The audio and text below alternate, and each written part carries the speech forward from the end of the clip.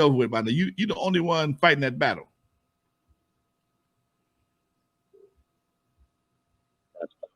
That's funny, dude. Hey, Tone Loc is doing an interview on the Art of Dialogue this week. Shout out to the Art of Dialogue, always releasing good content over there.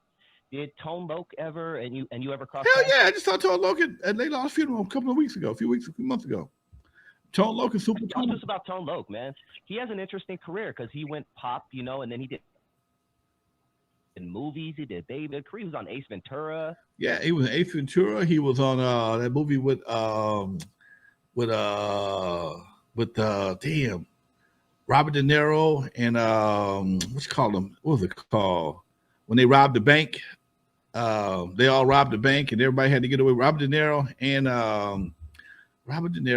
and my other boy, the two top Italian actors, in the movie together. They robbed the bank, and they had Heat. Thank you, Isaiah. Heat. Yeah. I was just about to say it. Damn. He was in Heat. That's right. He was in Heat. Played him and Ricky Harris.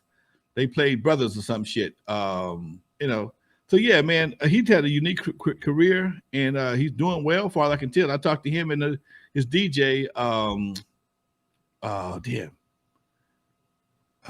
Damn, I'm having a fucking fart. Go ahead, I'll look it up right now. Go ahead. M.W.A. His DJ is M.W.A. M.W.A. walked up to me at Layla's funeral. I hadn't seen M.W.A. in years, and he looks just the same as he did. And I saw him the last time, which is about 30 years ago. Same slim, ain't gained no weight, no nothing. And I knew who he was, but I couldn't think of his name for a reason. But I mean, for some reason. But he hooked me up with Tone, and we all got pictures together at Layla's funeral. Man, it was a good reconnecting day. Unfortunately, at Layla's expense. That's what kind of guy was Tone Loc? What kind of guy was just he? Cool, man. Just super cool, dude. Back then, man, nobody was really tripping on banging and shit. Everybody was just kind of cool. Nobody knew what success tasted like. He had some moderate success. He had some success, and he just went from hanging out to gone.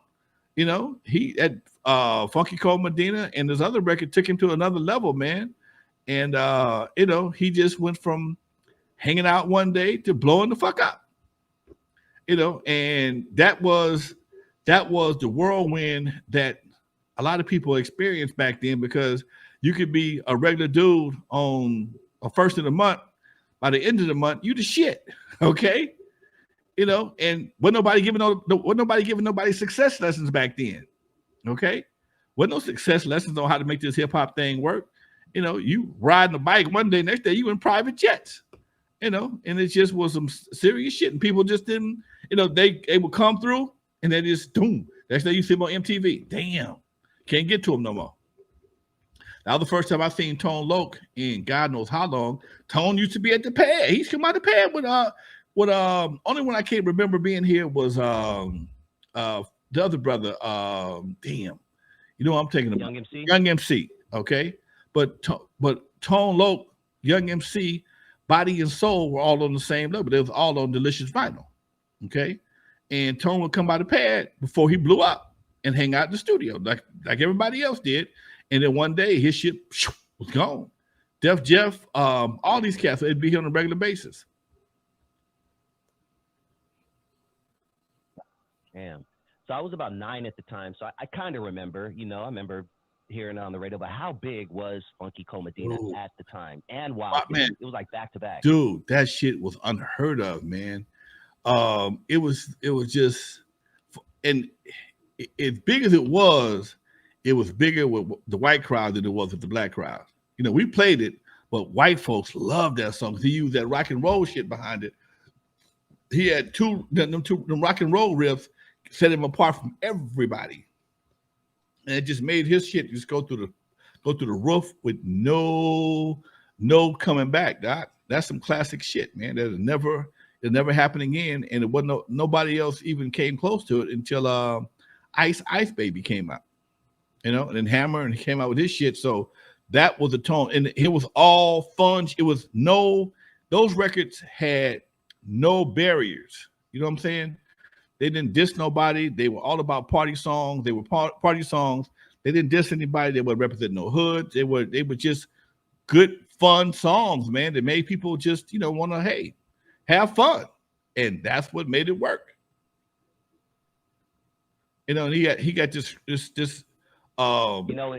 rough ass voice. He had this rough ass voice that nobody ever heard before.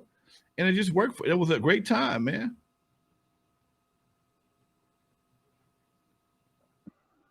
And you mentioned that he sampled that Rock and Roll was Van Halen for Wild Things, which leads me to this. Yeah, which leads me to this question. I recently saw this week Diddy posted, or someone posted and Diddy corrected them, but apparently Diddy pays Sting, the singer Sting, $5,000 a day to this day, and for future whatever for the song "I'll Be Missing You." Remember when he did that Biggie tribute back in '97? Yeah. When that song came out. Dude, talk to me about, sampling and all that. Go for it. When that song came out, it came out so fucking fast. I knew he didn't get a clearance on it because it takes months to get a clearance, dude. It takes months to get a good clearance. And back then, the clearances were still, it was like a sample was, they really still hadn't got all the bugs worked out yet. He might have gotten better. He might have got a much better deal if he'd have just cleared the shit and, did what he did. But when he didn't clear it, it's like, why am you stole from me? Why am I going to give you a discount for stealing from me? Okay. If you came up front, hey man, here's 10,000, 5,000, whatever the case may be for this sample, and I'm gonna give you this amount of publishing. Well, you ain't got nothing. So it's like you get caught red-handed stealing from the bank. You ain't got there's no leverage. There's no leverage. So bam. So it is what it is, Doc. But I wish somebody would steal. Master P did me the same way with Turn Off the Lights. He did me the same way. He took Turn Off the Lights. Tell us the story. Tell us the story. He took Turn Off the Lights and turned it into Mr. Ice Cream Man. And when I found out about it, it was at almost 500,000 records. And I'm like, if people call, I'm like, dude, why am I going to discount you for stealing from me? Okay. So if you look at Ice Cream Man, you'll see that I own the publishing and half the writers on that. Ooh, the importance of ownership, right, Lonzo? Yes, sir. Yes, sir. Yes, sir. Yeah. So, they try to negotiate. There's nothing to negotiate. Why would I give you a discount on stealing? Now, if you came to me up front, I might not have thought this. I didn't think the song was all that great, but hey, I might have get you you might have got a much better deal if you had not have stolen it.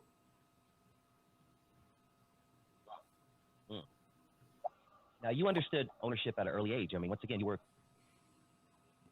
mowing through the weeds, this hip hop thing out. Well, was that natural, or what made you think, no, I learned ownership from my daddy and Jeff D. My daddy, when I was renting speakers just as a DJ, he was like, you stupid, right? I said, what you mean? If you're gonna rent them every week, why don't you just buy them? Because you're gonna buy them, you're gonna pay for them, and still don't own them. And I'm like, that makes a lot of damn sense. He said it's gonna cost you a few more dollars, but once you get past that, all the money is yours. Because every time I do a gig, it would cost me $50 to do a gig, and it might cost me $50 to do a gig. And out of that $50, I was only charging $165, so I was only making $115. Okay, and if I did 2 gigs, it was worth my while. But in the beginning, like I said, I had to rent speakers and amps, and that was $50. And once I bought my first amp, that was like $300, and I cut it down to like $30. And I bought me a pair of speakers. Shit, now I'm not only am I getting all the money, I'm renting my shit to other people, and that's when the light went on. Shit, the more shit I own, the more shit I can rent out. I use it so much, and then when I got to the club business, I cut all that shit out. I didn't want to pick that shit up and carry it around. That shit was always heavy. I'm a lazy motherfucker, to be honest with you. When it comes to lifting shit, I'm a lazy son of a bitch. Okay. And when I got into a club at 22, because my back, I already hurt my back a couple times, and I could park this shit in the club and not have to move it again. Oh shit. I still do what I gotta do, but my main shit is right here. And no, that's all right. Y'all got this. By that time, I had a crew of youngsters around us picking up shit.